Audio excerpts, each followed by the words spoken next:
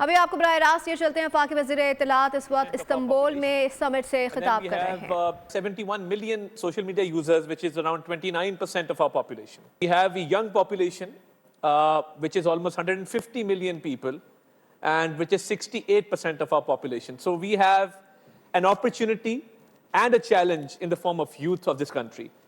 So we are trying to impart IT skills upon the youth, so they can not only be efficient in IT skills and AI at home, but also abroad. We have a very great skilled workforce.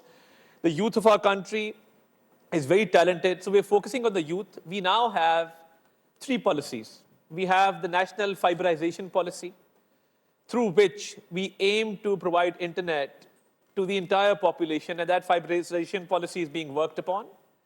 Besides that, we are moving towards the 5G spectrum, which is our next target, and we hope to achieve that by mid-next year. So as far as our national AI policy is concerned, a big part of it is going to focus on the ethical part, so that there is accuracy of historical data, there is accuracy of facts, and we have come up under our Ministry of Information a fact-check forum, which actually verifies certain facts, which has AI as an integral part, but also has a human intervention which oversees that AI module. In addition to that, we are running 2 more programs.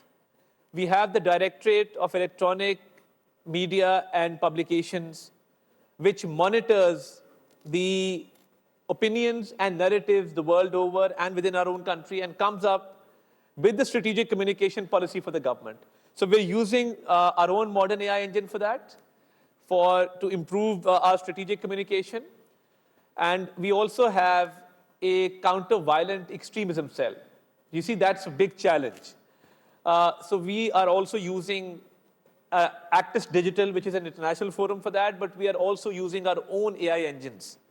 So as far as agri-tech is concerned, fintech is concerned, health tech is concerned, ed tech is concerned, and gov tech is concerned, in all these 5 areas, we are going to implement our AI policy, but we are first of all coming up with a framework so that it is verified, it is based on accurate data, and it helps combat and fight misinformation and disinformation.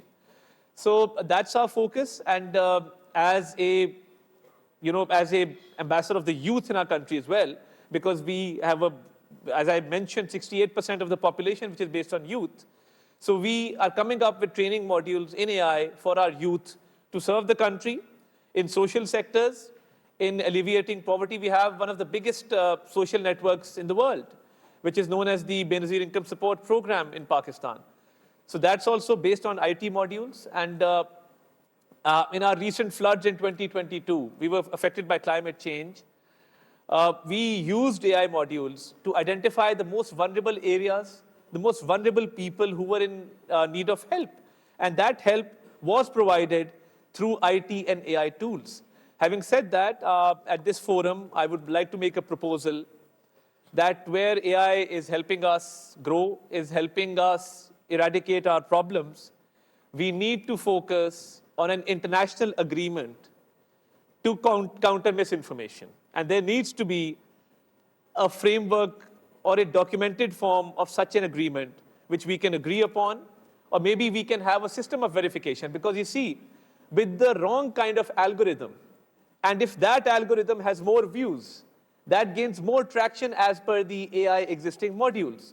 So that is something that needs to be countered, and we need to use AI in a positive manner in the healthcare sector, in the education sector, in the social sectors, in the agri sector, and in the financial sector, to help our people grow, to help our people achieve. And the future is bright.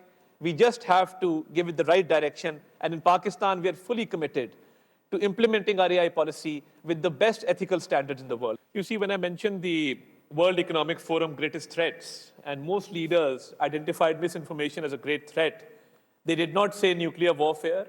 They did not say climate change, which is, of course, a big challenge. They said misinformation because that leads to chaos and anarchy. So I think a joint task force can be made. International fora can be used. in order to come together and collaborate, because this challenge is being faced by everyone. And the whole world is now grappling with this challenge because it eventually leads to instability, economic instability, leads to a security crisis. It can cause destruction beyond imagination. So you have to come up with a regulatory framework which all states agree to and can bring forth. I'll give you a small example. Now, when you talk about social media, we talk about freedom of expression. But why is it that the issue of Gaza, the issue of Kashmir, the issue of Lebanon, and the plight of their people is censored on social media? AI is being used negatively there. One of our freedom fighters in Kashmir, Burhan Wani, I can't take his name on social media. You can't post his pictures. So there is some selective judgment there. So AI has to be used proactively. There has to be a regulatory framework, and we cannot ignore where there's a humanitarian crisis like in Gaza. That humanitarian crisis needs to be amplified, needs to be told to the people. So what I'm suggesting is a regulatory framework which upholds ethical standards and which works together collaboratively for the common good of humanity. Because you see, humanity has common goals. Humanity has common objectives. So we come together on common terms and we make a regulatory framework which is acceptable to everyone. So I would like to add one small initiative that we are doing in Pakistan, which is the Digital Dialogue Pakistan. It's a combination of generative AI and large language models, LLMs. So generative AI and LLMs come together, so that ensures transparency, because through that, we not only synthesize public opinion, but we are able to anticipate citizen needs. So our communication strategy is more effectively based on reality, and it helps us formulate a more responsive and effective communication strategy. Similarly, we are investing heavily on skill development. Our target for the next year is to train 1 million youth in the field of IT so they can leverage AI for media purposes, for public relationing, for effective communication. So whatever regulatory framework some states already have and some are working on, why not make a joint task force as per this forum that we're sitting on? A joint task force based on these ministers, and we come up with our proposals and we share those proposals which are common, and we work towards a framework of implementation. This needs to be adopted sooner or later, because without a regulatory framework, without certain rules, because you see, when communication started through newspapers, there was editorial control. There was a certain editorial policy that you had to follow. Same with electronic media. There are tiers which you have to follow. There are rules, there are code of ethics that you adhere to. But then, when AI is concerned, we're all moving forward in that direction. We're making progress. We're making progress in agri-tech, fintech, health tech, and all other spheres. But what about a regulatory framework? Where progress is important, and going forward and promoting AI is important, and we are fully adhering to that, I think a regulatory framework needs to be brought forward so that people can be safe, people can be secure, and our economies do not suffer due to instability. And I would like to reiterate the plight of the people of Gaza, the people of Lebanon, the people of Kashmir. That also needs to be protected, because AI tools are used to censor such information. And on a lighter note, as in the Lord of the Rings, they say one ring to rule all.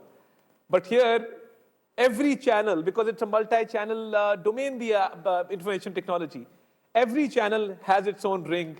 We just need to ensure that there is a framework for transparency and for ensuring a code of ethics which is acceptable to all, which helps humanity in the long term. You see, we've already gone towards implementing our national AI policy.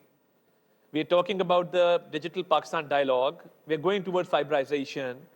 And we're fully committed to the AI cause. There are no two questions about it. But having said that, what I would like to achieve from AI, in the field of agri-tech, we would like to see more productivity, higher yield of crops through the inducement of technology.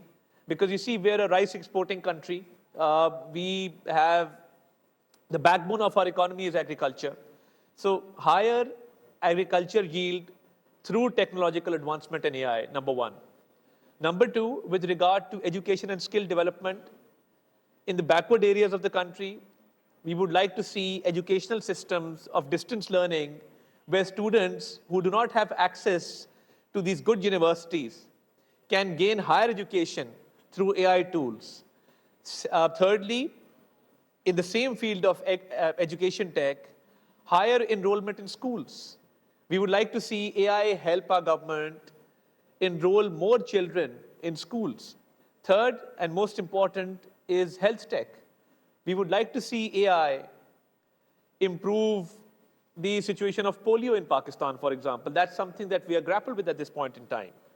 So to eradicate hepatitis and such illnesses which have cures but are spreading nevertheless. So we would like to see AI being induced into the health tech sector of Pakistan.